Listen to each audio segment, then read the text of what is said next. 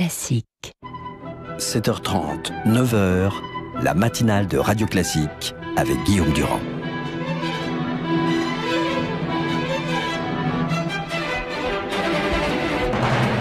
L'invité politique sur Radio Classique et LCI. Je suis ravi de vous retrouver, nous sommes en direct avec Philippe Martinez, donc, qui est le numéro 1 de la CGT. Bonjour, bienvenue, les sujets ne manquent pas, nous allons parler du contexte économique, des rendez-vous de la journée, des journées interprofessionnelles et de l'affaire de Radio France. Est-ce que vous considérez que ce conflit est de la responsabilité de l'État ou du patron de Radio France actuellement ?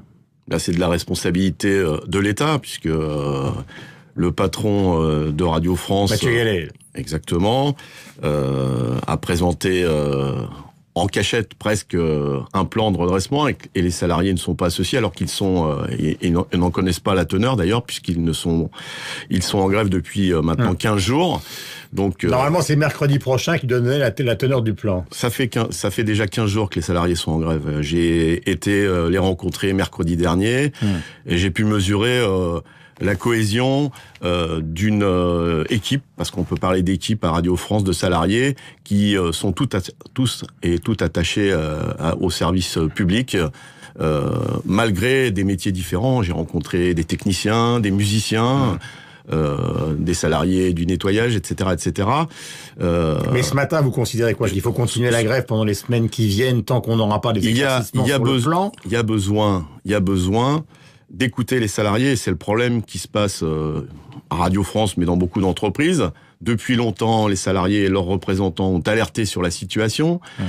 Ils n'ont pas été écoutés, et on se retrouve dans une situation où on les écoute pas, et on est en train de dessiner un plan de redressement, soi-disant, avec une provocation. D'ailleurs, le rapport de la Cour des comptes qui est publié, alors qu'il existe depuis un petit moment, est publié en plein conflit, qui donne des préconisations qui ne vont pas dans le sens de ce qu'attendent les salariés.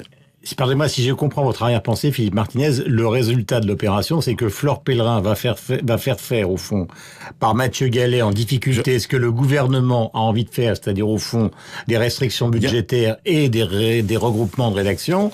Et puis peut-être qu'une fois qu'il aura fait le plan, on le dégagera. En tout cas, moi je pense que le gouvernement, et notamment la ministre, peut-être même le Premier ministre, doit recevoir les représentants des salariés. C'est prévu, ouais. Ça urge, si on peut dire ça urge. 15 jours de grève, ça urge. En termes d'écoute des salariés, on peut faire mieux et plus vite. Pour qu'ils exposent concrètement leur vision d'un service public comme Radio France, qui a une caractéristique, c'est-à-dire plusieurs stations qui, tant au niveau national, tout le monde connaît, mais c'est bien de leur dire, qu'au niveau régional, c'est-à-dire qu'une proximité, en même temps une dimension nationale, c'est ce que défendent les salariés, et en même temps de la culture. J'ai eu la chance, pendant mon passage, d'assister à un concert au milieu de cet immeuble, de l'orchestre et des chœurs de Radio France. Pour les grévistes, c'est un moment émouvant, mais qui montre aussi la cohésion des salariés et leur attachement à leur entreprise. Question pour clôturer sur cette affaire, avant qu'on revienne sur les rendez-vous d'aujourd'hui et les journées interprofessionnelles. Beaucoup de gens considèrent que finalement, c'est une petite dizaine de pourcents de salariés qui mettent... C'est faux. Non, mais je pose la question. Vous je vous dis c'est faux. Je préfère qu'on parte sur des bonnes bases. C'est faux. Il y a une diversité. Qui prennent en otage une station entière et qui les privent les auditeurs. C'est faux.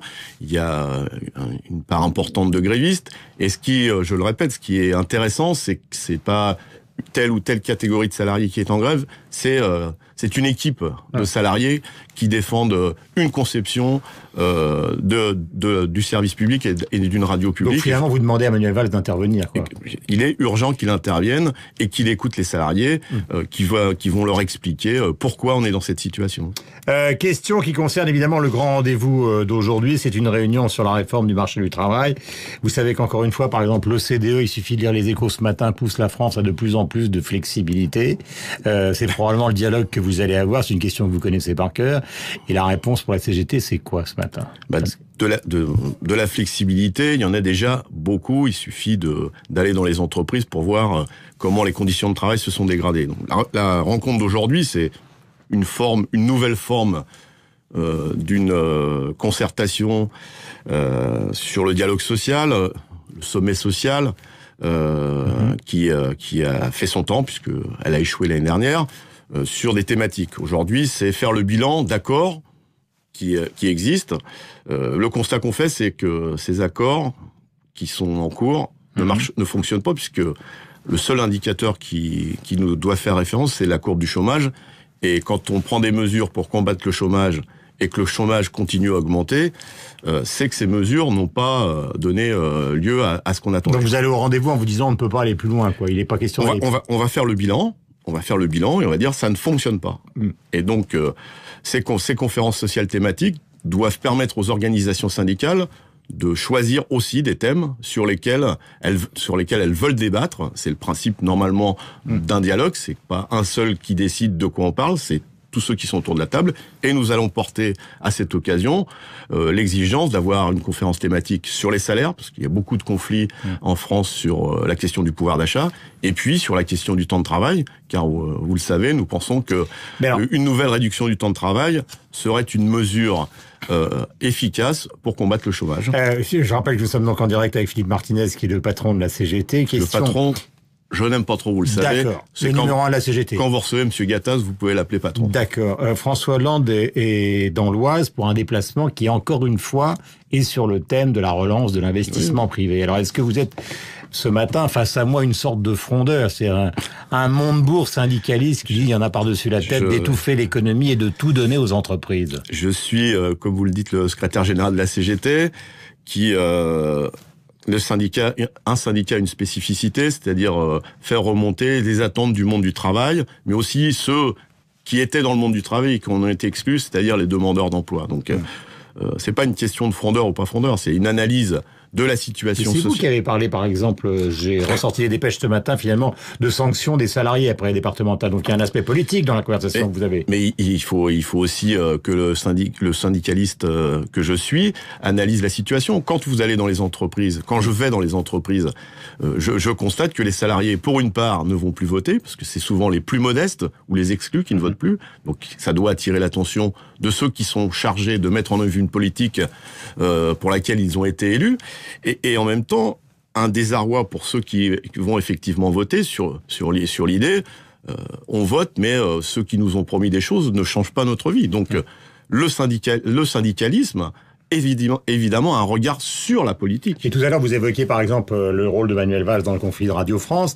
Là, on a le sentiment que Manuel Valls, François Hollande et Emmanuel Macron sont partis sur une ligne économique qui est très très loin de celle de la CGT. Donc, est-ce que vous nous diriez ce matin que le dialogue est a priori totalement rompu, ou est-ce que vous considérez qu'il y a encore la possibilité de les ramener, non pas à vos positions, mais à des positions qui sont moins, disons, libérales? Je pense que tout gouvernement, et peut-être encore plus celui-ci, doit écouter les salariés. Je vous l'ai dit, il y a beaucoup de conflits, Radio France, mais bien d'autres. Et en même temps, quand il y a un tel résultat aux élections, à des élections politiques... en tenir compte. En tenir compte, évidemment.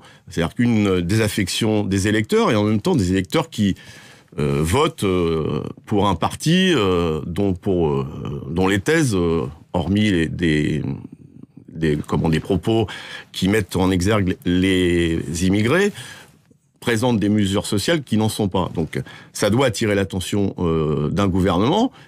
Sauf que visiblement, vous le dites ce matin, pas suffisamment. Ce que j'ai entendu, c'est que on a voté dimanche, mais on continue comme avant. En gros, c'est ça le message. Donc, il y a besoin de discuter, effectivement, parce que nous sommes pour la négociation, pour la discussion, mais en même temps, quand un gouvernement ou un chef d'entreprise ne comprend pas, eh bien, il faut que les salariés se manifestent. C'est pourquoi, le 9 avril, nous proposons une journée d'action, de grève et de manifestation. Justement, Philippe Martinez, il y a cette journée que vous organisez, et en même temps, la loi sur le dialogue social va passer avec le 49.3, ce qui a de plus en plus de difficultés. Ah, vous êtes déjà au courant? Non, je sais pas, mais enfin... Il est probable que ce sera peut-être le cas. Ça serait dommage. Je dis ça avec un point d'interrogation, c'est une question que je vous pose. En tout cas, c'est une bonne question.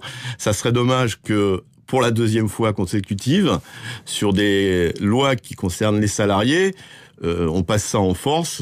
On est toujours dans cette idée. Faites ce que vous voulez. Nous, on continue sur notre lancée. C'est-à-dire, on change rien. La loi sur le dialogue social, pour nous, c'est une opportunité de mettre en avant les salariés, c'est-à-dire leur droit d'expression dans les entreprises, qu'ils puissent donner leur avis sur leur entreprise, eux-mêmes et à travers leurs organisations syndicales. C'est la question de la démocratie sociale à l'entreprise. c'est un vrai sujet, c'est un bon sujet, et donc on attend le gouvernement, là aussi sur des actes, pour qu'il permette aux salariés de pouvoir intervenir. Vous voyez, très concrètement, ce qui se passe à Radio France, si on donnait la possibilité aux salariés de s'exprimer et d'exprimer leur conception par rapport à leur entreprise, c'est eux qui travaillent, c'est eux qui connaissent leur entreprise. Eh bien, donc c'est l'objet de cette loi. En tout cas, c'est le contenu qu'on veut donner à cette loi. L'INSEE prévoit une croissance 0,4 puis 0,3% premier et second trimestre, et en même temps, dans les mêmes prévisions que vous connaissez comme moi, la stabilisation du chômage au-dessus de 10%. Donc en fait, on a l'impression d'une sorte de dialogue de sourds qui continue entre les instances internationales qui demandent au fond à la France de la flexibilité, les organisations syndicales qui veulent du progrès social, et le gouvernement qui, entre les deux et avec Bruxelles en plus, continue sur sa ligne. Oui. Qu'est-ce que vous diriez à François Hollande ce matin avant qu'il parte dans l'Oise? Parce que c'est quand même lui le chef de l'État. Oui, je lui redirai que nous vivons dans un pays, mais plus globalement en Europe et dans le monde, beaucoup d'inégalités. C'est-à-dire que des riches deviennent de plus en plus riches, et des pauvres, et les classes moyennes s'appauvrissent. Donc il y a besoin d'égalité. Par exemple, qu'est-ce qu'on fait face à des entreprises qui versent de plus en plus de dividendes à leurs actionnaires pour que ces dividendes, qui sont le fruit des richesses créées dans les entreprises, reviennent dans les poches des salariés? Qu'est-ce qu'on fait pour combattre l'évasion fiscale? Il y a eu toute une série de scandales qui ont éclaté. Qu'est-ce qu'on fait quelles mesures on prend pour éviter cette évasion fiscale? C'est-à-dire que de l'argent, il y en a, contrairement à ce qu'on nous dit, mais l'argent n'est pas dans les bonnes poches. Est-ce que vous considérez qu'il doit vous recevoir? C'est pas la question. La question, c'est... il va y avoir une réunion aujourd'hui. Il connaît, oui. Donc le gouvernement connaît parfaitement nos positions. Maintenant, ce qu'on attend, c'est des mesures concrètes, et c'est ce qu'on va reproposer aujourd'hui. Vous l'avez bien compris, salaire, réduction du temps de travail, ce sont des alternatives à des politiques d'austérité. Philippe Martinez, notre invité, donc le secrétaire général de la CGT. Merci d'être venu ce matin en direct sur l'antenne de Radio Classique et sur celle de LCI. On va retrouver toute l'équipe d'LCI avec le camarade Givlet et bien évidemment Sophie Paolini sur l'antenne de Radio Classique. Après